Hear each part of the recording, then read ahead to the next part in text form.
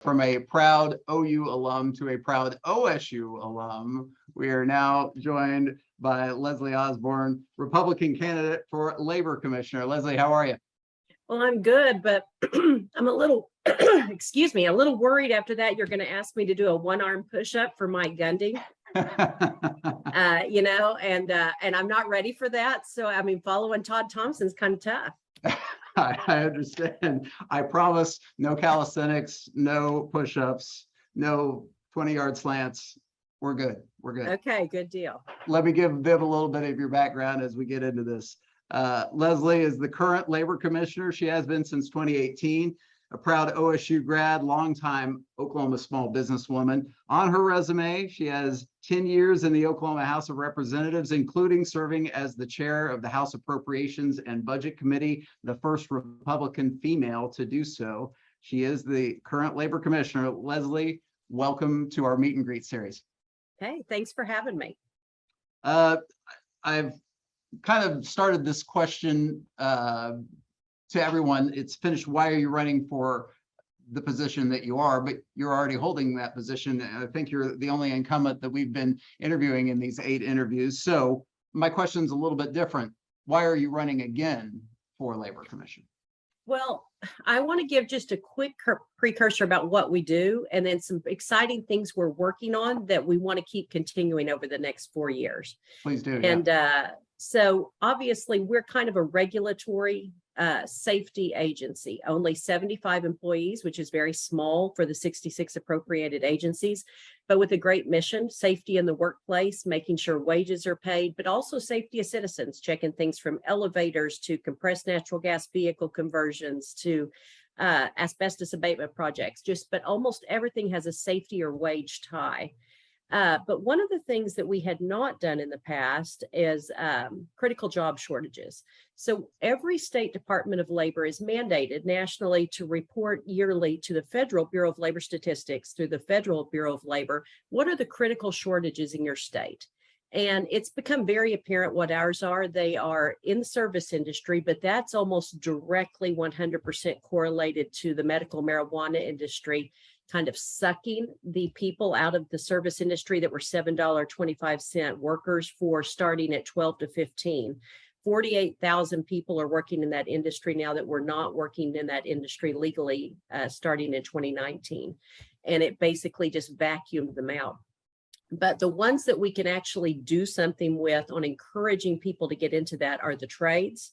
And on the other end, engineering, medical field, and teachers. So we've started a pilot project with Oklahoma City Schools that will, it's part of their bond project that's coming up at the end of the year to re-implement shop class. So we did a deep dive in the last 2 years to see why we had such a critical shortage in the trades.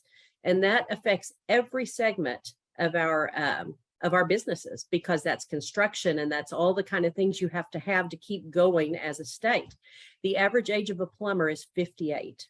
If the average age of your occupation is over 42, you have a looming problem because you're not filling the slots as fast as people are retiring.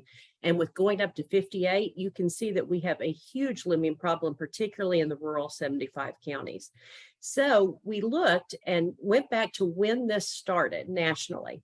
And it was during the H.W. Bush years, which I was a huge supporter of, but he had a huge push that every kid needs to go to college.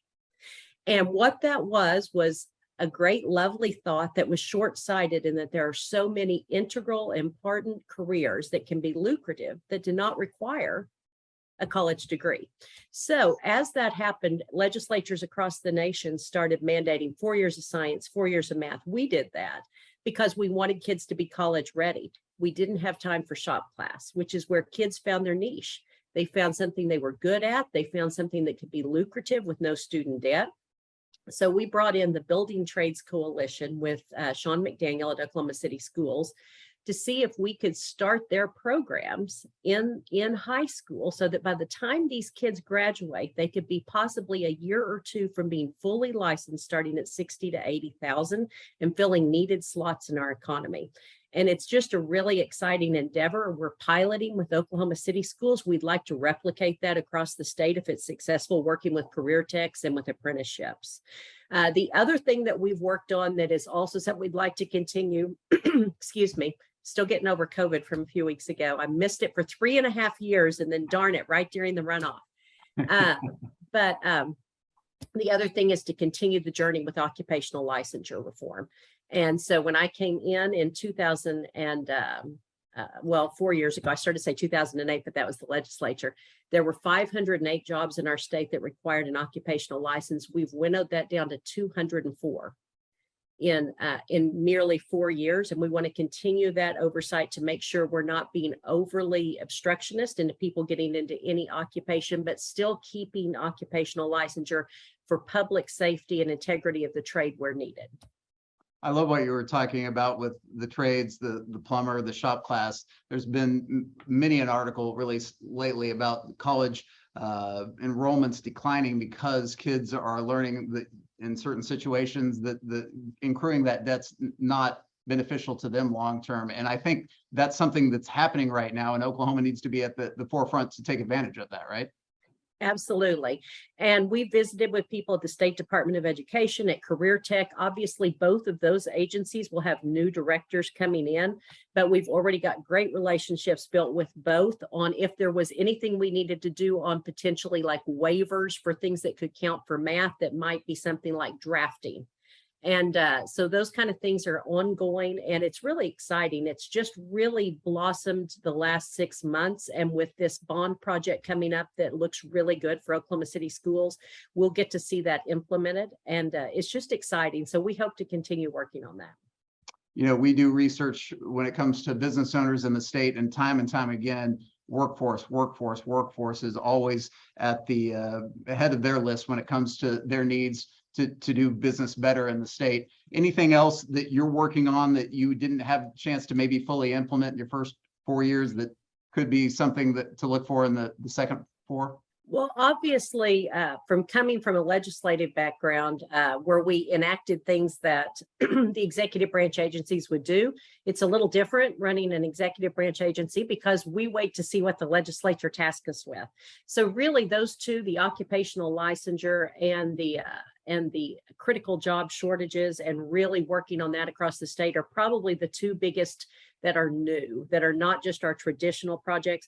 We're still doing great things with our wage and hour division. We brought in almost $1 million in back wages last year. And a lot of people don't know we do that. We will litigate for free with our administrative law judges for anyone that doesn't receive a paycheck that they worked for an Oklahoma company. But the average of check that we put out last year was $850. And a lot of times people will say, well, that, doesn't seem like much. Is that really that important? The demographic we tend to serve are the ones that can't afford to lawyer up and go to district court. I cannot tell you how many people we hear from that say, because I got that check quickly, I didn't have my car repossessed. I wasn't evicted from my apartment. There wasn't food insecurity. It keeps people going.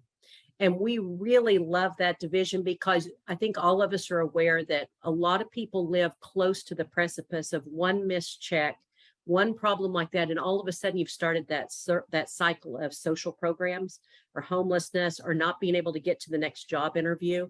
So we've really beefed up that division as well to make sure that we've done everything we can to keep Oklahomans employed and receiving their paychecks.